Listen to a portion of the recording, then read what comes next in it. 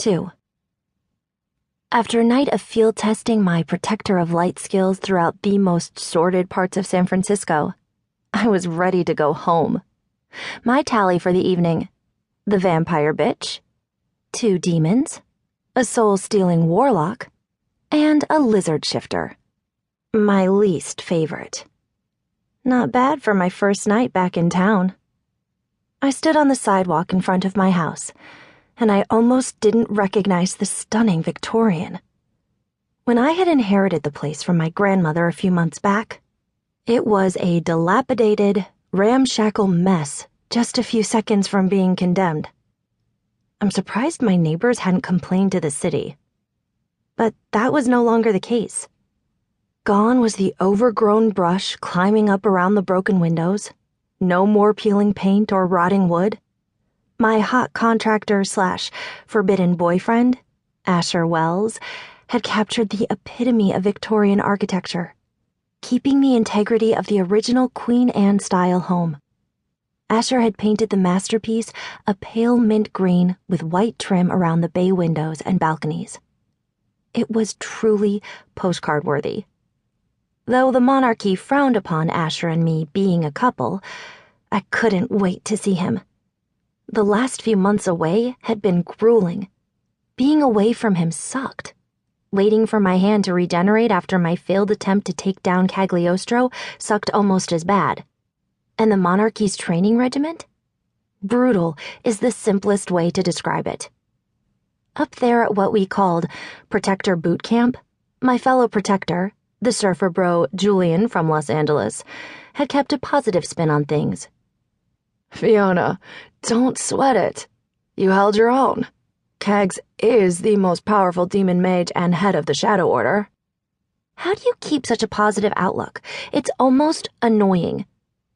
I just think about things I dig. My homies, ladies, surfing. What about you? What do you dig? Asher, I thought. Even after all that time apart, I was clear on one thing. I still wanted Asher, and he was destined to be my first.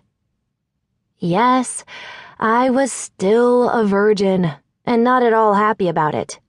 Not only because this made me uncomfortable as a 21-year-old woman, but it also put a high price tag on my head with the underbelly of the supernatural realm.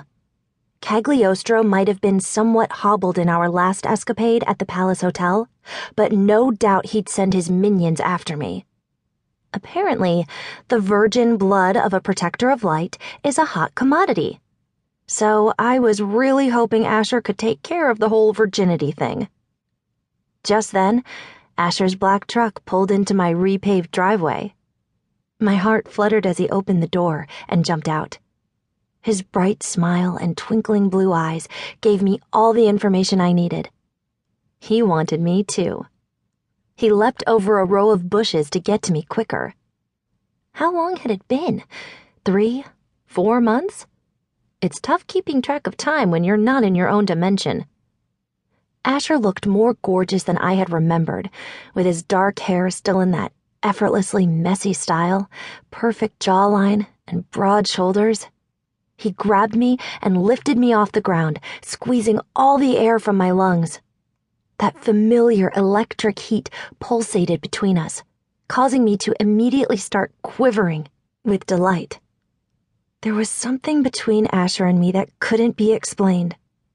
A supernatural bond that went deep. Fiona Farrow, he said into my ear.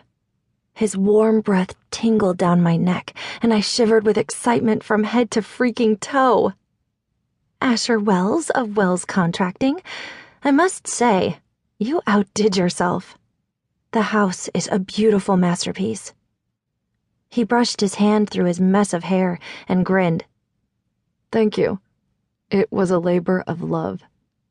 Didn't think we'd ever get her done, especially with all the demons, mages, and warlocks stopping by. Pains in the ass. My throat clenched a little bit.